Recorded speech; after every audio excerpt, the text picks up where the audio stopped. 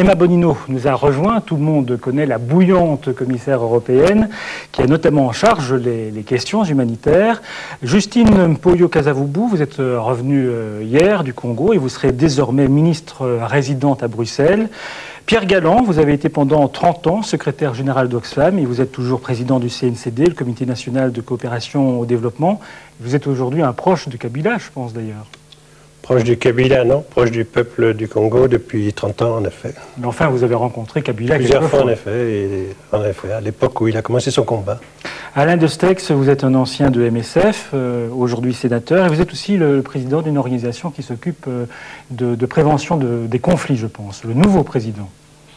Le ministre Éric Goumard, tout d'abord. Éric Goumard, vous êtes directeur à Médecins sans frontières. Le ministre de la Défense, Jean-Paul Poncelet, on sait que la Belgique a soutenu notamment l'idée d'une opération militaire pour protéger l'aide humanitaire dans l'ex-Zaïre l'an dernier. Frédéric François, journaliste qu'on ne présente plus, bien sûr. Philippe Laurent, vous représentez la Croix-Rouge, vous vous êtes aussi rendu récemment au Congo.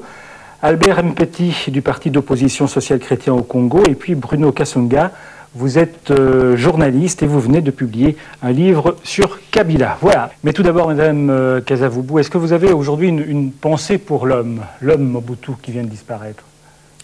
Moi, j'ai plutôt une pensée pour le peuple congolais et toutes les victimes de ce pays qui ont dû subir les tortures de Mobutu depuis 32 ans. J'ai une pensée pour tous ceux qui sont morts sans sépulture parce que Mobutu en avait voulu ainsi.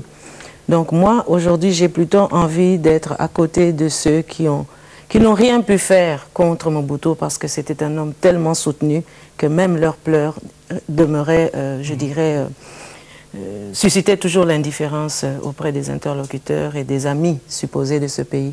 Donc moi, je suis plutôt aujourd'hui du côté des victimes et donc du peuple congolais. Je n'ai pas d'état d'âme à faire valoir aujourd'hui.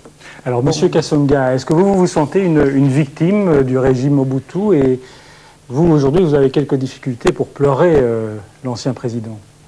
Victime, je l'ai été, mais aujourd'hui, je regrette qu'il soit mort très tôt. J'aurais souhaité qu'il vive encore quelques temps, qu'il assiste à certains changements qui pourront avoir lieu et qui vont se dérouler sans que lui soit au pouvoir. Vous auriez voulu lui faire la leçon, en quelque sorte. Oui, à l'époque, il avait dit qu'il régnait par défi, qu'il aurait pu tout régenter lui seul, et qu'aujourd'hui, les choses se passent autrement. J'aurais souhaité qu'il soit encore là quelque temps pour observer. On a déjà compris que vous étiez plutôt favorable à Kabila. Vous croyez en lui, vous? J'étais favorable à tout changement qui devait se produire dans ce pays-là, même si c'était un imbécile qui devait le mener. Et Kabila, c'est un imbécile, pensez-vous? Pas du tout. Sinon, il n'aurait pas réussi à renverser les super-hommes que nous avions. Alors, qu'est-ce qui fait, Madame Kasavubu, selon vous, que Mobutu a quand même résisté pendant 32 ans? C'est un peu le soutien extérieur de la Belgique, notamment? Bon, écoutez, le soutien extérieur, je l'ai suffisamment dénoncé. Je pense qu'il n'y avait pas que cela. Le moment est venu aussi pour nous d'être objectifs et de dire tout aussi clairement qu'il y a eu aussi des complicités intérieures. Et je crois que ces complicités-là sont sinon plus graves, mais en tous les cas d'égale importance, puisque nous voyons que ce sont des soutiens qui, conjugués avec d'autres types de soutiens extérieurs, ont conduit ce pays là où il se trouve aujourd'hui, c'est-à-dire dans la ruine totale. Donc je crois que pour nous, Congolais, aujourd'hui, nous devons vraiment faire preuve de grande sagesse, de grande responsabilité pour que nous ayons, enfin, de toujours trouver la cause fondamentale de nos erreurs exclusivement à l'extérieur. Mais je crois qu'il est grand temps que nous fassions une remise en question de nous-mêmes, de notre façon de voir les choses et aussi de notre façon d'envisager l'avenir pour nos enfants. Frédéric François, vous avez bien suivi l'évolution du Zaïre depuis 30 ans. Sur l'importance de ce soutien extérieur au maintien du régime Mobutu. Mais, tout le monde sait que Mobutu est un produit de la guerre froide.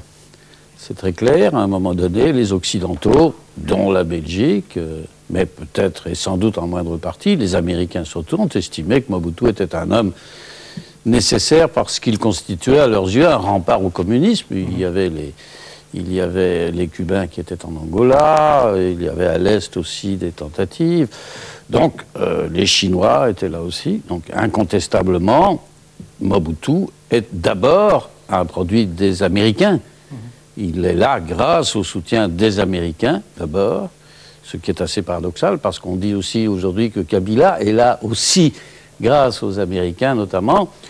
Mais enfin, les temps changent, on n'est plus dans la guerre froide, on n'a plus besoin des dictateurs, et donc on n'a plus soutenu Mobutu. Je pense que la Belgique a joué peut-être un rôle tout de même de moindre importance que les grandes puissances, bien sûr. Alors vous ne pensez pas qu'on risque de procéder aux mêmes erreurs maintenant avec Kabila, dans la mesure où on le soutient Non, parce qu'on n'est plus d'abord dans la guerre froide, ensuite qu'on essaye de, dans l'esprit d'aucuns en tout cas, et là certainement, d'après ce qu'on a pu comprendre à leur déclaration, dans l'esprit du gouvernement belge, on essaye de soutenir quelque chose, un système, un homme, un gouvernement qui pourrait relancer le Zaïre, le mettre enfin sur des rails. Mais je signale tout de même que toutes ces déclarations sont aussi fort prudentes pour l'avenir et assorties de conditions qu'il conviendra de respecter. Madame Kasavubu, vos relations avec les Américains, entre le gouvernement de Kabila et les Américains, ça existe quand même, vous avez des contacts. Mais écoutez, moi je crois pouvoir constater que les Américains adoptent, je dirais, une prudence raisonnable ou raisonnée. Mais par ailleurs, je pense qu'ils sont aussi reconnaissants à M. Kabila d'avoir fait en fait un travail qu'eux-mêmes n'avaient pas le courage de faire. Parce que autant ils ont soutenu Mobutu avec détermination et puis avec, je dirais, arrogance, disons-le, mais ils n'ont pas eu la même détermination, je dirais, pour soutenir les aspirations du peuple congolais. Et donc, quelque part, ils étaient bien contents que quelqu'un fasse le boulot qu'eux-mêmes n'avaient pas le courage de faire. Alors, ça, c'est une chose. Mais pour le reste, je crois quand même qu'il y a aujourd'hui une volonté tout à fait nette de la part des Congolais de vouloir essayer d'abord eux-mêmes de faire leurs preuves, mais de solliciter l'appui extérieur comme accompagnement aux aspirations du peuple. Et je crois qu'aujourd'hui, dans cette phase post-mobutiste, ce qu'il nous faut davantage, c'est de la compréhension, surtout plus d'indifférence, parce que ça aussi, ça a causé beaucoup de tort par le passé, beaucoup d'attention, je dirais, et beaucoup d'esprit de compréhension, parce que c'est quand même un peuple meurtri, un peuple qui doit se reconstruire, un peuple qui doit aussi refaçonner les hommes, parce que le mobutisme avait détruit totalement les hommes. Donc c'est tous ces chantiers-là... Vous demandez la compréhension aussi vis-à-vis des bêtises, entre guillemets, que Kabila pourrait faire actuellement. On a très peur, chez nous en tout cas, de la manière dont il procède au niveau des droits de l'homme, les partis politiques qui sont interdits. Mais je crois qu'effectivement, vous avez raison de votre point de vue de dire tout ce que vous dites là. Mais d'un autre côté, moi, je vous inviterai aussi à un peu plus d'objectivité. Est-ce que sérieusement, après 32 années de dictature, on peut sur 3 mois juger une équipe? Est-ce que c'est sérieux?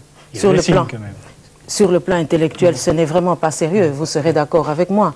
Alors, s'il y a des signes, moi je veux bien qu'on ait peur, mais il y a la peur passive et la peur qui pousse à l'action. Moi je préfère des gens qui, tout en ayant peur, s'engagent et prennent des risques, parce que c'est de cela aussi qu'il s'agit. Et nous les Congolais, nous devons aujourd'hui apprendre non plus simplement à discourir, mais à prendre des risques et à se mouiller aussi, parce que c'est très bien de dénoncer les choses du haut d'un balcon, mais moi je crois que notre peuple attend plus de nous, c'est-à-dire des hommes et des femmes politiques responsables qui n'hésitent pas à entrer dans l'action et qui n'hésitent pas à assumer leurs responsabilités pleinement.